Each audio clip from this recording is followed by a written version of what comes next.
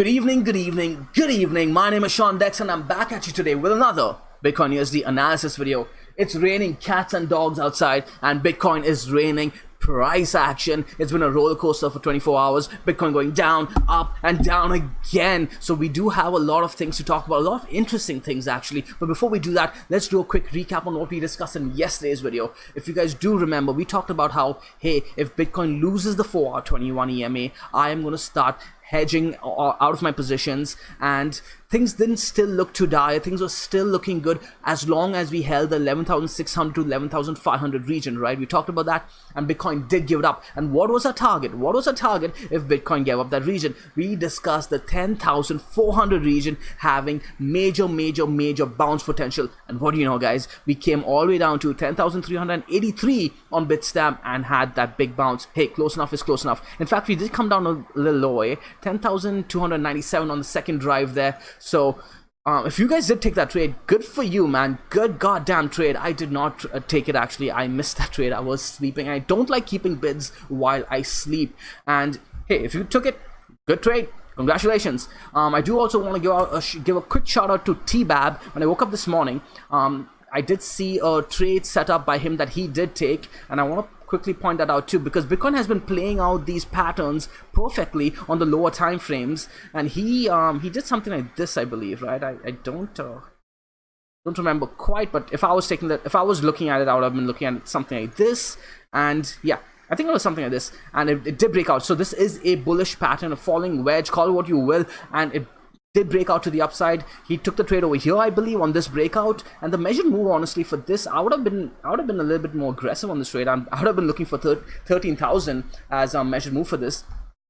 He got out at 12,000, I believe. But the thing is, okay, there were signs indicating that we would go up, that we could go up. However, would I have taken this trade? No, I wouldn't have played a pattern so aggressively, because I would have liked to have been a buy over here and then look at the pattern that was playing out after I buy at a support or major level, and then perhaps add to my trade. But here's the thing, that's why I love Mango, right? Because we have different types of traders doing different types of trades. We have T-Bab, who took this beautiful trade, and congratulations to him for doing that. And then we also have Recep and other guys who are playing things like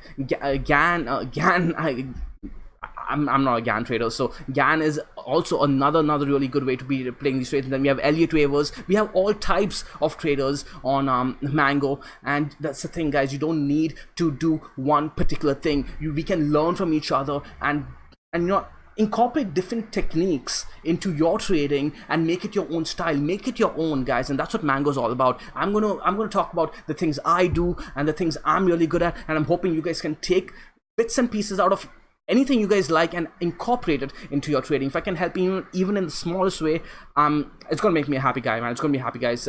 So yeah, great trade, good job there, T-Bab. The reason I am mentioning this is because I'm beginning to notice that these lower time frame patterns are playing out with tremendous accuracy with a higher win rate than I would have expected. When I woke up the morning of the huge dump, actually, before the dump took place, I saw this head and shoulders take place. I'm not sure if you guys are seeing it. Let's go ahead and mark that out quickly. I do have this over here. You have your left shoulder, your right shoulder, and your head, right? And I wasn't, again, I'm not a pattern trader, so I did not take it. I stuck to my levels. But if you do go ahead and draw a neckline right over there, and let me go ahead and check this up. Okay, it doesn't need to be exact, but you go ahead and do your neckline. The neckline will be something like this, and you had your break over there, right? The break was over here. So the measured move, check that out.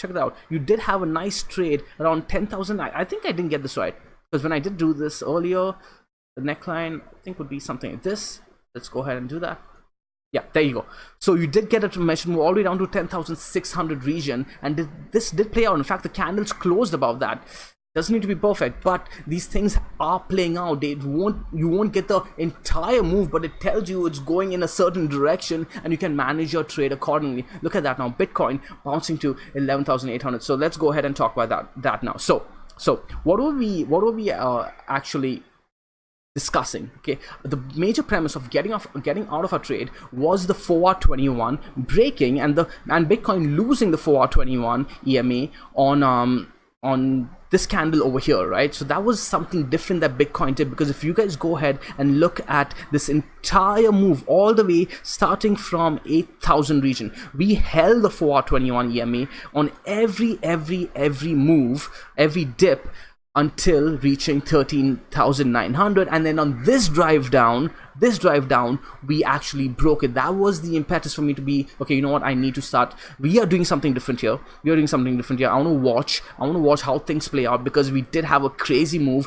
go all the way up to our monthly highs. Okay, by highs, I don't refer to the wicks ever, guys, just for reference. I'm talking about the candle closes. Okay, we went up to our freaking all-time monthly candle close high at 13,900, got rejected there, and then the question was, are we going to see the big retrace that people are going to be expecting? So safeguarding profits over there, I don't think was a bad idea. If you did, good. But now the question is Bitcoin done its move? Okay, because everybody was expecting a big retrace here, and I would be lying if I said that I wasn't expecting it, especially after we did what? We had already done a good 25%, right? But we seem to be bouncing already, and we have retaken the 4-hour-21, and it looks like we are defending it. Confirmation to me of a defense of this 4-hour-21 EMA would be a break of the 4-hour-21 EMA, and then an open and a close of a 4-hour over the 21 EMA, which would mean that we have now retaken the 21 EMA with a confirmation, and then the premise on why I got out of my trade has been invalidated, which means I should be getting back into my trade if I were to stick to my rules. And then here's the thing. Here's where things get really interesting. We are closing two major candles soon, a weekly, okay, monthly, and also a 2-day, which is really important. I'll talk to you about why. Okay, now the weekly currently looks like this. If you woke up in the morning, okay, and look at the weekly candle, and we discussed the weekly candle in yesterday's video too, it wasn't looking too good. It wasn't looking too good at all. In fact, let me go ahead and draw that out for you guys. This is what it looked like. Okay, it first looked like this. It then looked like this, something like that. Okay, so it was a little thinner, but yeah. So what it looked like was we are now seeing a reversal doji, okay, reversal doji, that now was probably going to have follow through to the downside. Okay, but look at how it looks right now, which is why I always say wait for candle close, because if you do, it changes the entire story, guys. Look at that. Does this look so bad anymore? No. In fact, if we come and close somewhere around here, it's going to look really good. It's going to look like continuation. In fact, if we were to look at historical support lines, as soon as we close over that level over here, let me go ahead and I don't want to delete these lines. Okay, so look at this white line over here. Okay, if we close over 11,700 by the end of the week, I'm going to be super bullish. In fact, I'm going to be looking for continuation to the upside, possibly 13,900 again, and after that I'm going to be looking at 6,256, okay, on a weekly basis. So, and right now it looks like we're defending that line, right? Look at that. Freaking Bitcoin's already bounced to 11,840. We came, tested the 21 EMA after breaking it, and now we're bouncing off it. To me that's bullish. Okay, we didn't only test the 4-hour-21 EMA, by the way, guys. I want to talk to you guys about this too. This is another pattern that I was supposed to talk to you guys about that I forgot to. But since we're here, let's go ahead.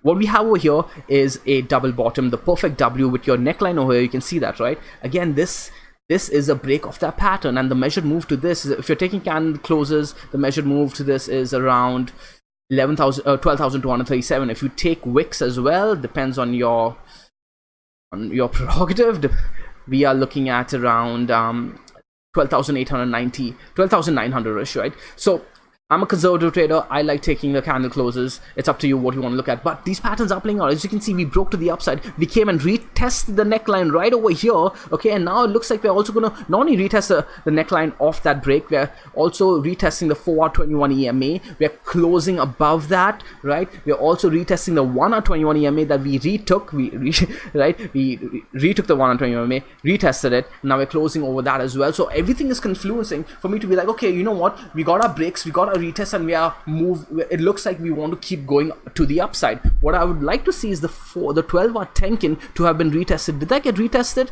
Not entirely. Okay, I wonder if this is a front run of the 12-hour Tenkin. That being said, on the next 12-hour, this is going to move up to the upside. I'm not going to put too much weight on this because the high time frames do tend to get front run. Okay, so now we talked about, okay, let's go back to the weekly. The weekly turned from a really bearish candle to a bullish candle, but it doesn't end there. What I was really looking at is the 2-day. Okay, let's go ahead and take off all our EMAs, drawing tools, and take off our lines too. Look at the 2-day. This is a freaking reversal candle, right? Everyone is going to look at this as a reversal candle, okay, if you're looking at it in vacuum. And now I don't blame people for getting bearish, because honestly I didn't get bearish, but I was beginning to get really I was leaning more bearish. Rather, I was getting ready to switch my mindset this morning. Why? Because again, this candle over here, right, in the morning it came all the way down to 10,721. So let's go ahead and draw what that candle looked like, right? Let's see. So you were sitting at something like this and this, right? I believe, right, when I last checked, something like that. Anyways, what it looked like was a big freaking reversal candle with continuation to the downside finally. Okay, if you guys do remember, I've been talking about this for weeks now. Every 2-day candle has not been able to hold its follow through of the follow through. So even though we had follow through, the follow through did not hold. It was being bought back. Okay, see that over here, you see that over here, everything was being bought back. Are we seeing that again today? If this 2-day candle closes like this and it manages to close above this region over here, that's gonna be ultra bullish. And that's gonna make you really wonder, are people gonna get that the huge 40% pullback that they're waiting for? I mentioned this in my previous videos that we could very well be seeing something new in Bitcoin's history, where because we have new market participants entering, we are not going to see the same big huge drawdowns that people want to see. We are likely to see smoother price action, not as smooth as I would expect just yet, but in the long term it's going to get smoother and smoother. Okay, it's not, we're still going to see a 25% to perhaps 30% drawdowns, but the 45%, 50% drawdowns, perhaps even 70% drawdowns that people are expecting, we may not see that. That being said, there is a caveat to this, and we discussed this too in our previous videos. We talked about how we may very well see very crazy price action over the next couple of days. Why? Because of the CMEs. Now, usually I don't place too much weight on the CMEs, but what we were seeing was a huge discrepancy, right? A premium on the CMEs while spot was going at a discount, okay, or the spot was trading under CMEs. Now, what that allows is basically for arbitrage traders to step in, okay? They sell the futures contract and then they buy the underlying spot, okay? That allows them to net the difference. If you guys don't understand how that works, I could discuss it in another video, but basically just think about this. If Bitcoin is selling for around $100 on CME, but they're selling on spot for only $90, what they can do is sell the CMEs for $100, buy spot for $90, and now suddenly they have a risk-free trade regardless of what direction price takes. Okay, I'll go into that in a little bit more detail in future videos. But so what are we seeing over here? We're seeing sell pressure from people from CMEs getting sold into, and perhaps buy pressure from spots being bought to cover their positions on the CME, right? That's what could be happening. So what we're seeing over here today, we kind of need to take with a grain of salt, but that doesn't change what's happening on the chart. This is beginning to look bullish, right? This 2-day might be actually drawing a bull flag. If you go on to a 12-hour, right? Again, the 12-hour defended its 21 EMA, right? It's now closing over the 10 SMA. Jesus Christ, that's strong. There's no real reason for me to be bearish anymore or to even be concerned if I want to stick to being a trend trader. I'll be breaking my rules if I don't. That 4-hour reason why I got out of my trades was negated, right? We actually didn't even get down to the freaking daily 21, and that's where I talked about this yesterday, okay? We are being defended now on the daily 10 SMA. The 12-hour 21 EMA is being defended. The 10-kin got front run. Things are beginning to switch around. But now again, CMEs, while I want to put some emphasis on it. I don't want to put too much emphasis on it, but do be cautious. It's easy to manage your position of this if you got back based on the 4R21 and the retest. Really easy. We do have the 4R Tenkin over here being resistance. As soon as we close over the 4R20, we start closing 4R candles over the 4R21, over the 4R Tenkin, my confidence in this trade will start increasing and increasing, and we're likely going to retest 13,900 once again. Now, we are also closing a monthly. Okay, we are now closing a monthly, and the next few days are going to be very, very important. If we close, and nobody is talking about this, nobody's goddamn talking about this, because I don't know why, man. But if we close a month, if we close the monthly over 13,968, 20,000 is irrelevant. 20,000 is irrelevant because what we have done is we have closed monthly. We've made a new monthly high on the candle close, because Bitcoin has never closed the monthly over 13,820, 13,968 to be exact. So if we do that, that's going to be ultra bullish, and I don't think we're going to stop at 20k there. I don't think we're going to stop at 20k. If you go ahead and look at the quarterly, what does this look like to you guys? What does this look like to you guys? Okay, it's if we oh my god, the next 3 months after this, okay, we are closing a quarterly now. The next 3 months after this is going to be very, very interesting. So to recap, the next few days is going to be very, very important, because this move, this 4-hour move where Bitcoin, by the way, bounced off the daily Tenkin, if I did not mention that already, Bitcoin making this 4-hour move where it bounced off the 10,400 region that we discussed was probably going to have a bounce in our yesterday's video. We normally went and bounced, but I was expecting I'm not going to say maybe getting rejected. I was expecting us to get rejected here. We freaking blew past it. Okay, we blew past it, and with a strong candle at that. And now we came and retested it, and this candle will be very important to me. If we can close above this, looks like we want to, but there's 2 hours, man. A lot can happen in 2 hours. If we can close above this, I'm going to have more and more confidence straight, and we are likely going to see more upside action. But we are not out of the waters just yet. Again, what's going to be very important to me is how this 2-day candle closes. The 2-day is closing on the 30th, right? Yeah, the weekly is closing the day after that, or is it the same day? Whatever, doesn't matter, check later. But it's all coming together. We're closing the weekly, the major 2-day that is going to dictate whether this reversal candle is going to have any importance. Because if we close above 11,787 by the end of that 2-day candle, it doesn't matter. This reversal candle is now negated. I believe, let's go ahead and look at the oscillators. What's the 2-hour momentum? 2-day momentum did slow down, but we may very, very well just cross again over here and keep as long as it's in the bullish territory. I'm not too concerned about this anymore. Okay, I wasn't concerned anyways, but let's go ahead and look at the daily too. Same thing. If we reject this 79 area over here on the stochastics and start going towards the upside, that would be bullish to me. We may actually have bullish we are in the makings of bullish divergence over here on the daily, by the way. On the 12-hour,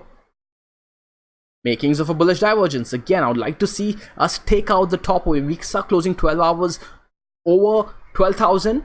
We start closing a 12-hour candle over 12,000, or even tick over this area over here over 12,200. This is going to probably trigger a move to 12,940. But when I look at the 4-hour, okay, not the 4-hour, when I look at the 1 hour, okay, the 1 hour, you want to look at the lower time frames. The major area would be to defend for the bears. The bears want to defend 12,328 on the 1 hour. If we start closing 1 hour candles over 12,360-ish, we are likely going to see 13,885 very, very, very soon. So yeah, that's what I have to say about this. This is looking very, very constructive to me. Okay, this turned very, very quickly, and that's what Bitcoin does to people. Okay, so yeah, that's Bitcoin. I know I rambled a lot, guys. I hope you guys got most of that. We're all over the place now. Look at the higher time frames, look at the weekly, look at the two-day, and you guys will know what to do. Okay, now let's go ahead and talk about Ethereum. Okay, we're also going to be talking about ETH BTC, because Mike from Mango Telegram requested that we go over that today. And yeah, sure, why not, Mike? Why not? I'll go ahead and look at ETH BTC, even though I usually don't look at the ETH pairings, but I think it is getting interesting on the ETH BTC chart. So you are right to have to request that, to be requesting that. But let's start with ETH USD. Let's go ahead and look at the daily. Okay, so interesting things on ETH USD. Let's turn this off over here. Okay. We had the dump that we talked about on Ethereum if we do give up those major areas, right? But where did we stop? This is where it gets really interesting. Okay, 275, which was the top, okay, the top of this range over here on the daily, okay. So we got a retest of the breakout, beautiful retest. I had my bids here and I freaking pulled it. Do I regret it? Not entirely, but if I did hold onto those bids, I would have been in a good position right now, because we know ETH is looking really good, because it's doing everything it needs to do. It not only retested this breakout zone of this ascending triangle or bull flag, whatever you want to call it, but it closed over the 12-hour region that I was looking at over here. You guys see this over here? It closed over that. We were watching this for the longest time. Now what I would like okay, actually no, that wasn't the daily, my bad. I'm sorry about that. This region over here, right, this diagonal trend line on the daily closed over that, retested the breakout, and now what I would like to see is for it to close over the 12-hour horizontal over here that we were respecting. We talked about this, right, in yesterday's video. We gave it up yesterday, and as soon as we gave it up, we went and retested the breakout zone on the daily, but then closed over the trend line on the daily. So that was bullish on the higher time frames. So I wouldn't be surprised that by tomorrow morning Ethereum closes over 307. So watch for that. If Ethereum closes over 307 for tomorrow's candle, which would also be a daily close as well as a 12-hour close, that would be bullish. Let's go ahead and look at 4-hour on the Ethereum chart, and yeah, same thing. That's what I would be looking for on Ethereum. Okay, now let's go ahead and look at BTC. Let's pull out BTC on Poloniex, because I think that has the most history, right? Poloniex. Okay, there we go. I need water.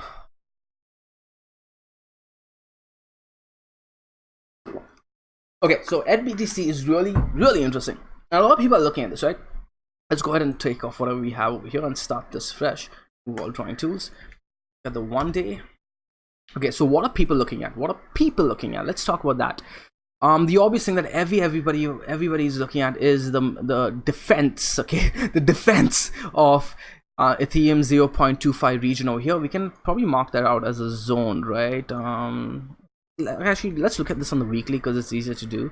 Okay, yeah, that's about right. Let's move that out for now, delete that, and yeah, we can mark this out over here. Okay, and then do one more on that zone. Okay, so mark this as, no, we won't mark that. Okay, so this zone is what everybody is looking at, I believe, right? Yeah, it's close enough. 0.25. Don't need to be exact on this. Okay, then when you go ahead on a daily, we can draw some trend lines. Actually, go ahead and do that right now. We can start at the top of this, right? We have something like this, right? Extend that a little bit just to make it clearer, and then we have a trend line at the bottom, right? Something like this that everybody's looking at. But the thing is, when I did this last, I believe you can extend it. Yeah, you can extend this, and you can go all the way up to here, and this is actually a resistance trend line that turned into support that is being respected, right? You see that one touch, and one touch over here, and now over here. Now the question is, if this resistance line is more important and has more historical relevance. No, it doesn't. There's more historical relevance on this area over here for sure. But is it possible that we come down and test the zone over here at 0.021? Could that be the case? Now, Mike, I think you and I discussed this, right, over private messages, that this is pretty much like could be accumulation and we could come and test the bottom of this. We did discuss that, but then I was looking at this, and if you go ahead and look at this on the 2-day, right, and I'd like to, if I were you guys, I'd be playing this on the 2-day, because if you look at this on the 2-day, we can now readjust this, right? Again, I look at candle closes for the most part, and I'm going to look at the candle close over here, these two guys over here. Let's go zoom in, right? Adjust that, and now adjust these guys as well to match, and then go ahead and drag that. This still has relevance, right? It still has relevance. There you go. Close enough. We could just ignore those guys over there too, and do something like this. And now you see that we have a perfect bull channel okay, or falling wedge, broadening, descending wedge, whatever the hell you want to call it, to the downside that lines up with these horizontal lines over here. So I'll be watching at BTC on the 2-day to see that it defends the 249, which rounds up to 250 region. Everything over here would be a potential buy, especially when Ethereum is looking so good on the USD chart. Okay, another thing I didn't talk about Ethereum on the daily. Ethereum bounced off its daily 21, which in my opinion is bullish, right? It closed over the daily 21. That combined with the BTC chart being at a major zone, that seems to have a lot of support on major trend lines, makes Ethereum look like a really good trade now, right? You have this bull flag. What would be the targets for this? Okay, let's go ahead and look at let's zoom out a little bit. What would I be looking at for targets? For sure, this area over here, okay, 0.040. I'd be looking at there. Zoom in. This is another area over here. Okay, so this thing could rip up really fast once it breaks through 0.04. Once it breaks to 0.04, your next target is, we're going to have a fast move to 0.05, and then right after that, 0.085. I don't see anything stopping us over here. Well, not us, but you guys over here, right? You do have another line over here. Okay, so those would be major zones, but I would be looking for a high target. I'd be shooting for this for Ethereum for sure, because Ethereum, it does have the potential of making a drastic move to the upside over there, and that would be a good trade, man. That would be 226%, 225%, depending on where you buy, right? Where would I be buying? Okay, I would, if I was trading this on the BTC chart, I would wait for a breakout of this zone. I'd wait to, yeah, I'd wait for this, for 0.0036 to break, to be safe. That's what I would be doing, okay? But you could play it over here too. Because there are reasons. There's good enough reasons to be playing this as a reversal trade. If you look at the USD chart too, looking really well. And again, but it all comes down to what Bitcoin wants to do, guys, and that's what's dominating the market right now. Again, if Bitcoin closes this daily over 11,737, yeah. So. Do I have anything more to talk about today? Let's see. Probably missing a couple of things. And you know, there's already so many things I'm missing when I do these videos. I should start writing down the things I do want to talk about, but these videos already get so long. How long is this video? I don't know. I can't really see. Okay. So yeah, that's all I do have to talk about today. We covered Bitcoin. Again, we're looking for Bitcoin to, let's go over this quickly again. Okay, we are looking for Bitcoin to hold its level at around 11,681. We then want to start closing candles over 12,070-ish. If it starts doing all of those things, we can start looking for move to the upside again. That being said, this could just be a temporary bounce, and then we give up this in the candles to come. But we'd look at the higher time frames and see. Look at the high time frames and see how this plays out over here at 11,809-ish. If Bitcoin can close a 2-day over that, I'm going to look to the upside, guys. I'm going to be looking to the upside. Let me go ahead and clear this out and show you guys this, what's been happening over here too. We do have this upper trend line that seems to be being respected, okay, being respected on the 2-day time frame as well as the 1-day time frame. If you go ahead and watch it, you can see we got rejected in the zone. So the next 2-day candle would be, if you're looking at that, the next 2-day candle would be looking at 14,338, right? If you close the next 2-day candle at 14,338, would that mean the monthly close over its high? Yes, it would. And that would mean fireworks. Again, none of this is financial advice, and none of this is even crystal ball prediction shit. What we are looking at is, if this happens, then that. If that happens, then this, right? If Bitcoin closes its 4-hour underneath the 21 and starts closing multiple 4-hour candles underneath 21, we are going to be revisiting 10,300-ish, right? And if we break that, then we are going to start looking at lower levels, probably 9,400, 9,200-ish. But until then, things have changed now. Earlier this morning, if I had to do this video earlier this morning, I'll be talking about if we broke 10,400, we'd be looking at lower and lower numbers, right? But things change between this morning and this evening, and I'm not going to be talking about lower numbers anymore until we get to that point. Now I'll be talking about higher numbers and what we need to be looking at to the upside, because I think it'll be premature to be talking about levels to the downside. for now. But things are changing so fast, man, and that's Bitcoin for you, man. That's Bitcoin for you. LTC, I think some of you are interested in LTC Meta. LTC is not looking that good to me, if I have to be honest with you. I'd be interested if we break 127 to the upside. That's when I start looking at LTC again. But up to now, for now, not really interested at all. Not really interested at all for LTC. Looking weak to me. Okay, so that's it for today's video. I hope you guys enjoyed this video. I'll see you guys in tomorrow's video. If you guys do have any requests, if you guys do want me to look at certain charts, go ahead and hey, let me go ahead and look at the Bitcoin dominance chart, because we were looking at that the other day, right? Everybody's calling altcoin rally, and what do you know? I said I'm not convinced yet. I said I'm not convinced yet, because Bitcoin did not have, while Bitcoin did have its dip to the downside, the dominance chart did not have anything. So what does that tell? The dominance chart did not have the same dip, right? What does that tell you? It tells you that while Bitcoin took its dip, the altcoins took an equal dip, right? That's not showing strength to me in the altcoins. And now right away on today's candle, it looks like Bitcoin's dominance is back up, testing its highs, and looks like it's flagging out over here, guys. So again, I want an alt season just as much as you guys, but until I see it on the charts, I'm not going to be convinced. Again, Ethereum is going to be the first thing I'm going to be looking for. Is Ethereum going to have that major bounce that everybody's looking for over here, right? If it does, then we can start looking at altcoins, because I'm pretty sure once Ethereum has its major bounce, the Bitcoin dominance chart is going to start looking a little weak. We're probably going to test 63 and then break to the downside. If that starts happening, I'm pretty sure there's going to be a cascade effect of altcoins.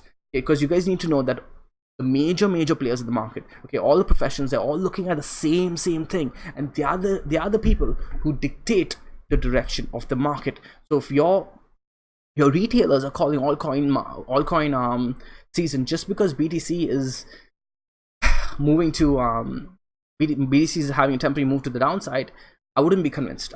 Just yet. I would be looking at things like this. Okay, we want to see actual technicals line up with price action. Okay, so again, hope you guys enjoy this video. Throw a like, throw a subscribe, join us on the Telegram group. Again, I'm gonna have we crossed 350 yet, or 300? I will be turning that Telegram group into a private channel very soon. So for those of you who have been following us for a while on the YouTube channel, go ahead and join us before it is too late. We've been having some great discussions. I will see you guys in tomorrow's video. See ya.